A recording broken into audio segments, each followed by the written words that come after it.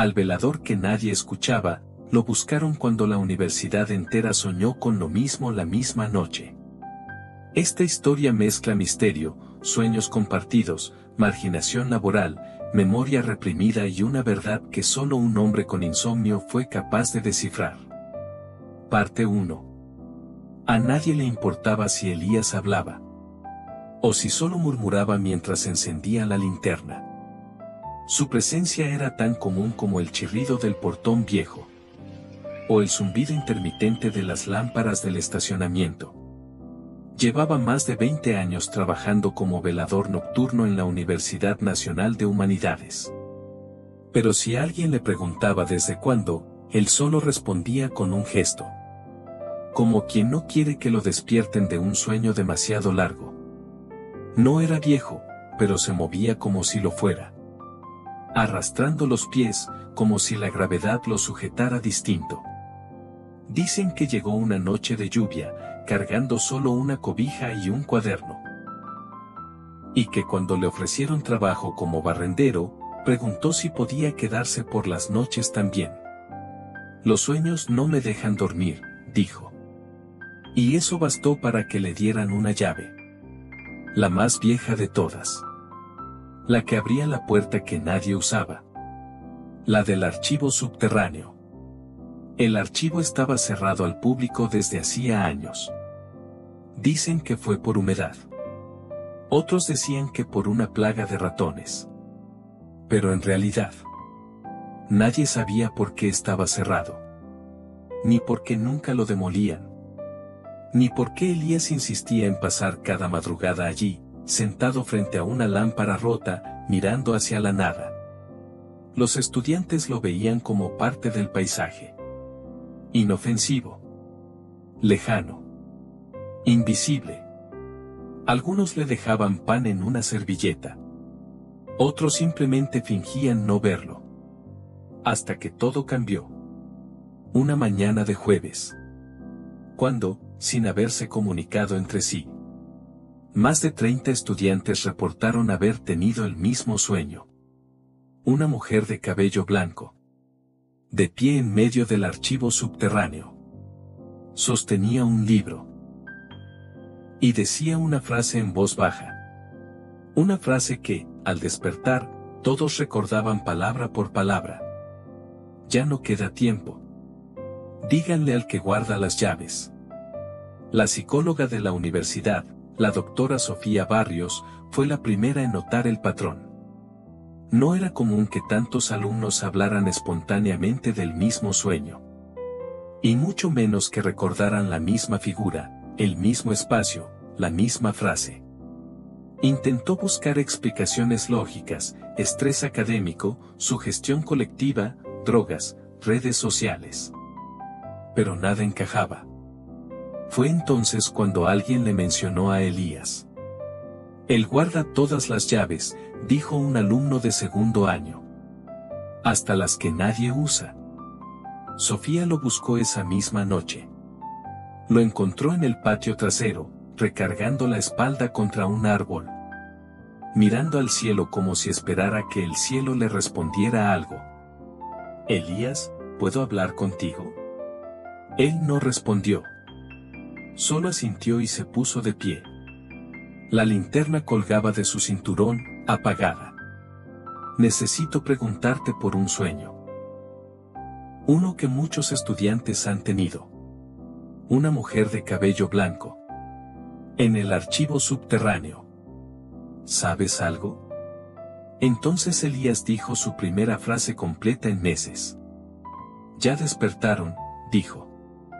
Pero no todos van a soportarlo. Sofía retrocedió. La manera en que lo dijo. La certeza en su voz. No parecía la de un velador.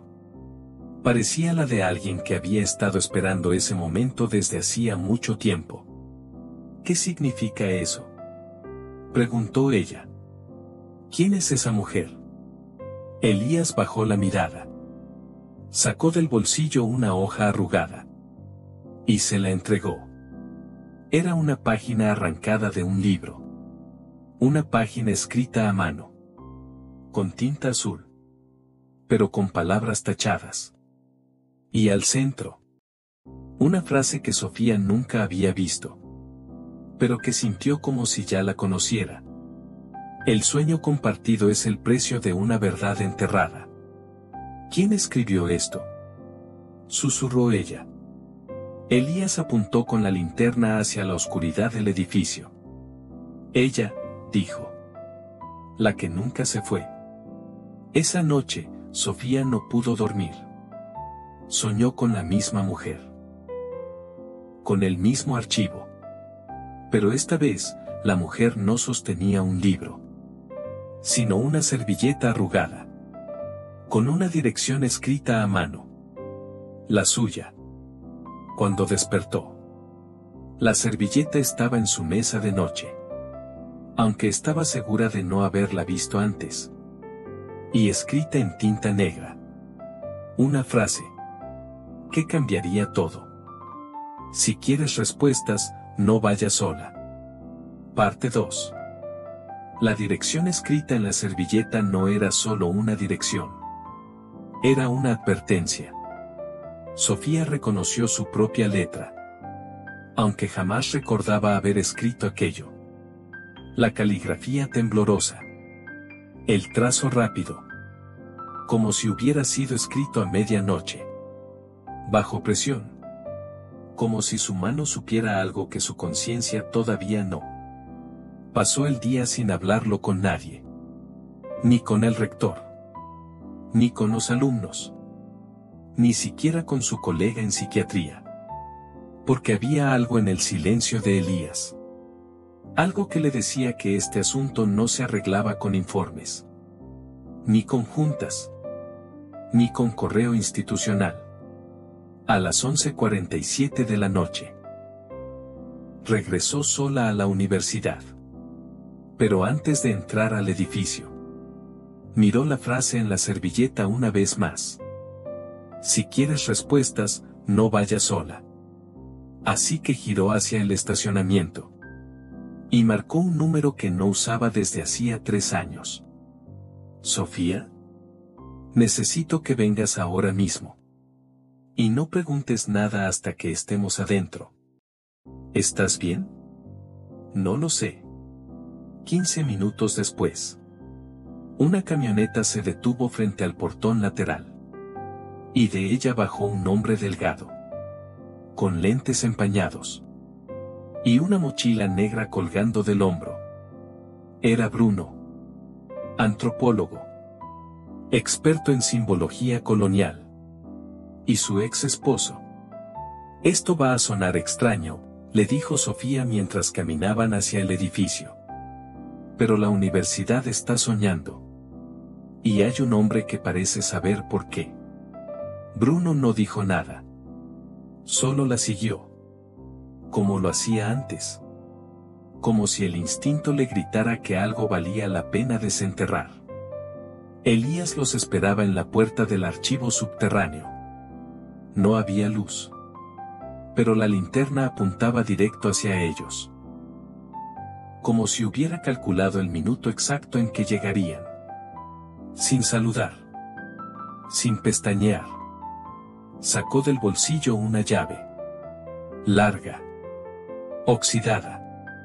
Como sacada de una novela antigua. Una sola pregunta, dijo. ¿Están listos para recordar lo que nunca vivieron? Sofía no entendió. Bruno tampoco. Pero la llave giró. La puerta crujió. Y el archivo se abrió. Con un aire espeso. Que olía a humedad. Y a tiempo detenido. Dentro, las estanterías parecían infinitas. Pero no tenían libros. Tenían cajas de cartón. Todas con etiquetas escritas a mano. Fechas antiguas. Años que no cuadraban con la historia oficial de la universidad. ¿Por qué está esto aquí?, preguntó Bruno. Porque nadie quiso verlo, respondió Elías. Porque cada vez que alguien abría una de estas cajas, soñaba con ella. Sofía sintió un escalofrío. como si algo la mirara desde las sombras. ¿Quién es ella? Entonces Elías los llevó al fondo del pasillo, donde una caja estaba separada del resto, marcada solo con una letra, A. Abrió la tapa con cuidado. Y dentro, una sola hoja, escrita a máquina, arrugada, pero legible. Acta de defunción, Ana G. Mendieta. Fecha de fallecimiento, 12 de marzo de 1996. Causa, paro cardiorrespiratorio no especificado. Observaciones, cuerpo no recuperado. Sofía se cubrió la boca. Bruno retrocedió un paso. ¿Quién era? Elías sacó de su mochila una vieja fotografía. Blanco y negro. Gastada. Donde aparecía una mujer de cabello blanco. Sonriendo. Sentada frente a una máquina de escribir. Ella fue la primera en documentar lo que pasaba aquí. Cuando los sueños empezaron. Cuando la gente escribía sin saber qué escribía. Cuando los símbolos aparecían en las paredes sin manos que los dibujaran. Y cuando los nombres empezaron a borrarse de las actas sin explicación. Pero ella murió, susurró Sofía. No, respondió Elías con voz seca. Ella fue silenciada. Bruno tomó la hoja. La giró. Y al reverso. Una nota escrita con bolígrafo. Apenas visible. Lo que sueñan, no es su imaginación. Es el eco de lo que alguien no quiere que recuerde. Sofía lo entendió entonces. Los sueños no eran advertencia. Eran memoria. Y si más de 30 personas habían soñado lo mismo, era porque una verdad quería volver. A como diera lugar. Y todo comenzaba con esa letra. Esa mujer. Y ese archivo. ¿Y qué pasa si seguimos investigando? Preguntó Bruno. Elías encendió una segunda linterna. Y apuntó hacia el techo. Donde un mensaje estaba escrito en carbón. Como si alguien lo hubiera dejado antes de morir. Si abres la caja A, no podrás cerrar las demás. Parte 3. Desde que abrieron la caja A, algo cambió. El pasillo del archivo parecía más largo. Las sombras más densas. Y el aire más frío. Como si la universidad entera contuviera el aliento. Elías cerró la caja con manos temblorosas. Pero ya era tarde. Lo sabían. Algo había despertado. Algo que no entendía de horarios ni permisos. Sofía no pudo dormir esa noche. Cuando cerraba los ojos, escuchaba una voz. No la reconocía. Pero hablaba con ritmo, como una canción vieja. Una que parecía escrita solo para ella. Tú también olvidaste. La frase se repetía. Y con cada repetición, una imagen más clara. La misma mujer del sueño. Sentada frente a la máquina de escribir. Llorando. Pero no por tristeza. Sino por rabia. A la mañana siguiente. El rector suspendió las actividades académicas. Protocolos de seguridad, dijo. Aunque nadie supo exactamente por qué. Fue entonces cuando la hija del rector, Jimena, una estudiante de lingüística, se acercó a Sofía con el rostro pálido. Soñé lo mismo, le dijo. Solo que esta vez, no era la mujer quien hablaba, era el velador. Sofía la llevó a su oficina. Encendió la grabadora. Y le pidió que repitiera lo que escuchó en el sueño. Jimena cerró los ojos. Inhaló. Y recitó como si fuera una profecía. Las cajas están vivas. No son archivos. Son cápsulas de memoria. Y cada vez que alguien abre una, alguien más recuerda. Sofía se quedó en silencio. Porque esa frase. La había escuchado antes. No en voz, sino escrita. En una nota que una vez encontró dentro de su propio cuaderno de campo, años atrás. Una nota que pensó que alguien había dejado como broma. Pero ahora sabía que no era broma. Era advertencia. Esa noche, Elías no apareció por su ronda habitual. Bruno lo buscó por todo el campus. Hasta que lo encontró en un lugar donde nadie lo esperaba, el campanario antiguo, clausurado desde hacía décadas. Allí estaba, de pie, mirando las sombras proyectadas por la luna. En el suelo, una caja nueva. Con una letra distinta. La letra M. ¿Quién abrió esa?, preguntó Bruno. Elías se giró lentamente. Con los ojos enrojecidos. Ella me dijo que ya era hora. ¿Quién? La que susurra desde los pasillos. La que dejó la máquina de escribir encendida. La que nadie escuchó porque creían que ya estaba muerta. Bruno se acercó a la caja. La tapa estaba entreabierta. Y dentro, no había documentos. Solo un cassette. Etiquetado con tinta corrida. Grabación olvidada, 11 de marzo de 96. Elías sacó un viejo reproductor de su mochila. Lo conectó a una bocina portátil. Y presionó play. El audio era confuso. Ruidos de fondo. Teclas de máquina de escribir.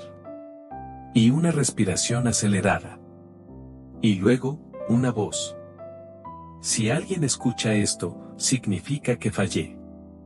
Intentaron silenciarme. Pero las palabras no mueren si alguien las sueña. Me llamo Ana G. Mendieta, y lo que la universidad oculta no es solo corrupción. Es una reprogramación de la memoria colectiva. Un experimento. El audio se detuvo abruptamente. Como si alguien hubiera arrancado la cinta de golpe. Bruno se quedó en shock. Sofía llegó justo en ese momento. Y Elías les entregó otra hoja. Una que él mismo había encontrado dentro de su casillero esa tarde. Aunque juraba que no la había visto antes. El velador no es testigo. Es portador. Él no sueña. Él recuerda por todos. Sofía lo miró diferente entonces. No como un trabajador invisible. Sino como un sobreviviente. Un archivo humano. ¿Qué está pasando en realidad, Elías? Él la miró, por primera vez con una mezcla de miedo y cansancio. Lo que enterraron aquí no fue un cuerpo. Fue una verdad. Una que solo despierta cuando suficientes personas se atreven a soñarla al mismo tiempo. ¿Y si la seguimos soñando? Entonces ya no soñarán, vivirán lo que ella vivió. Sofía entendió. Los sueños eran solo la entrada. La verdadera historia apenas comenzaba. Y la universidad. Con su arquitectura clásica. Sus bibliotecas de mármol. Y sus archivos olvidados. No era una institución. Era una caja más. Una que estaba a punto de abrirse desde adentro. Parte 4. La cinta se rompió justo cuando Ana iba a decir algo más. Pero no fue el final. Fue el inicio de una cadena. Como si abrir una caja liberara otra. Y luego otra. Hasta que todo lo que estaba sellado comenzara a supurar memoria. Al día siguiente. Sin que nadie lo organizara. Sin que hubiera comunicado oficial. Más de 80 alumnos y profesores se reunieron frente al viejo auditorio. Todos con los ojos rojos. Todos con algo en común. Habían soñado con la misma escena. Una sala circular. Una lámpara colgante. Y un hombre de traje negro. Mirando a la cámara sin pestañear. Bruno los escuchó uno por uno. Anotó cada detalle. Comparó fechas, nombres, edades. Y lo más inquietante no era el contenido del sueño, sino que algunos describían haber soñado lo mismo en años anteriores, y lo habían olvidado. Sofía, mientras tanto, encontró una nueva servilleta doblada sobre su escritorio. Escrita a mano. Sin firma. Sin fecha. Pero con un mensaje tan claro como inquietante. El pasillo B no existe en los planos. Pero tú ya lo conoces. Corrió hasta el archivo subterráneo. Pasó las estanterías. Las cajas marcadas. Las paredes con símbolos. Hasta que notó un detalle que antes no estaba ahí. Una ranura rectangular en la pared. Cubierta por una estantería vacía. Que al moverla, reveló una puerta sin manija. Intentó empujarla, pero no cedía. Entonces Elías apareció. No como trabajador. No como guía. Sino como alguien que había estado esperando ese momento por años. Ese pasillo no se abre con llave, dijo. ¿Con qué se abre entonces? Elías le entregó algo envuelto en tela negra. Una hoja de papel amarillento. Con un texto escrito en braille. Ella me lo entregó la noche antes de desaparecer, dijo Elías. Yo no sabía leerlo. Pero tú sí. Sofía quedó inmóvil. Cuando tenía 11 años, su abuela había perdido la vista. Y ella aprendió braille para poder leerle cuentos. Pasó los dedos sobre los puntos. Leyó en voz alta. Y con cada palabra, el pasillo empezó a abrirse. Como si la pared respirara. Como si la historia misma la reconociera. Dentro no había luz. Pero no era oscuridad completa. Era una penumbra densa. Como de sueño mal recordado. Las paredes estaban cubiertas de fotografías.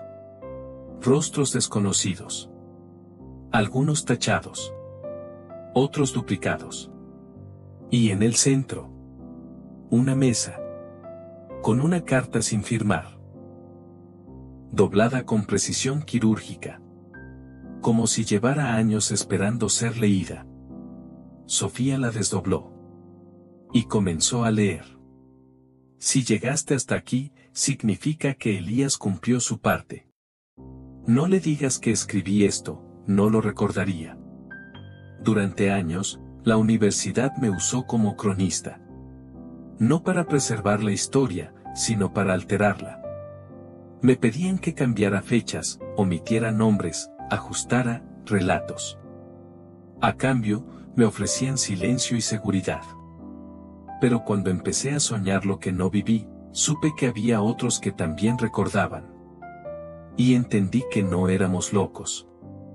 Éramos testigos. Este pasillo contiene las memorias que no figuran en ningún archivo. No las guardes. Libéralas. Y si dudas, busca el nombre que falta en la lista de graduados de 1996. La carta terminaba con una palabra. Escrita a mano. Tinta roja. Apenas legible. Tú. Sofía tembló. Porque ella había ingresado a esa universidad en 1996. Pero su nombre no figuraba en ningún acta oficial. Solo en registros orales. En recuerdos de otros.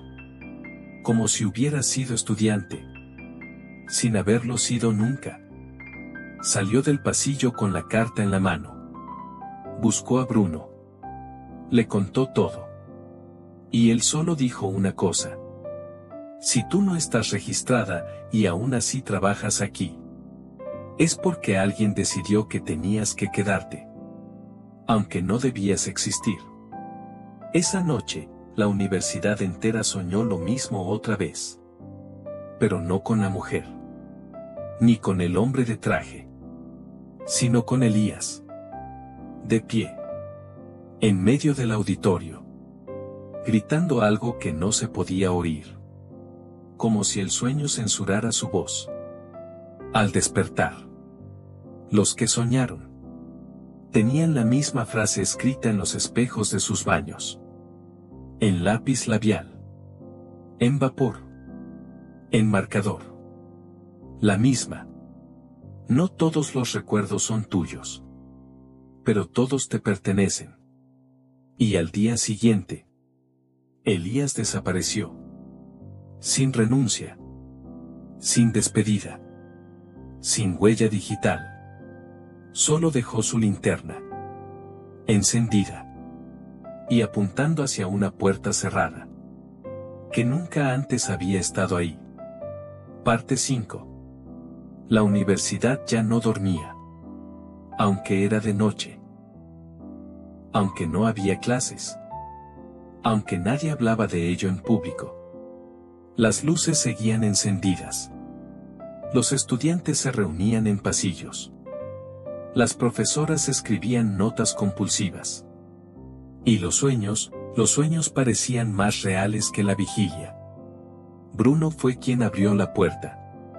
La que quedó iluminada por la linterna de Elías. No aparecía en planos. Ni tenía pomo. Pero al acercarse, escuchó un sonido lejano. Como de máquina de escribir golpeando teclas sin papel. Adentro. No había nadie. Solo una habitación circular. Idéntica a la del sueño colectivo. Y en el centro. Una silla. Y sobre la silla. Una libreta abierta. La primera página decía: las palabras crean memoria. Pero el silencio conserva lo que el poder quiere enterrar. Sofía entró detrás de él. Reconoció el lugar al instante. No por haberlo visto, sino por haberlo sentido. En sueños. En flashes. En grietas de tiempo que no podía explicar. Sobre una repisa. Una caja más. La última. No tenía letra. Solo un número, 0. Dentro había algo imposible. Una colección de dibujos hechos por distintas manos. Distintas edades. Pero todos con la misma escena. Una mujer cayendo por una escalera. Una figura borrosa observando. Y siempre. En una esquina del dibujo. Una linterna encendida. Los rumores estallaron en días. El rector renunció sin dar razones. Varios profesores desaparecieron de los listados. Y una investigación federal fue abierta. Pero lo más extraño fue que algunos alumnos comenzaron a recordar eventos que nunca vivieron. Con nombres de personas que no existían. Y en fechas que no correspondían. Y entonces, la universidad hizo lo impensable. Publicaron un comunicado oficial que decía: por causas de fuerza mayor, los archivos históricos de esta institución serán reestructurados. Todo registro previo a 1997 será evaluado y reemplazado según nuevas directrices de integridad narrativa. Fue Bruno quien alzó la voz. Desde un canal de mensajería anónimo. Filtró las grabaciones. Las notas. Las fotos en blanco y negro. Y la carta sin firmar. El país entero habló de ello por semanas. Y en la noche del primer aniversario, una multitud se congregó en el campus, frente al edificio donde había trabajado Elías. Allí, encendieron cientos de linternas al mismo tiempo. Y en el silencio colectivo, una frase fue proyectada sobre la fachada, como un tatuaje de luz. El velador que nadie escuchaba, fue el único que nunca dejó de ver. Sofía, por su parte, renunció. Pero no se alejó. Se convirtió en archivista independiente. Y desde una pequeña oficina, recibe a personas que sueñan cosas que no pueden explicar. Les ayuda a encontrar conexiones. Dibujar mapas. Desempolvar sus memorias. Una noche, una mujer de cabello canoso llegó. Le dejó un paquete. Sin remitente. Sin explicación. Dentro. Una caja. Con una libreta roja. En la primera página. Un único párrafo escrito a mano. No todos los recuerdos que posees son tuyos. Algunos te fueron asignados porque eres capaz de soportarlos. Gracias por recordarnos.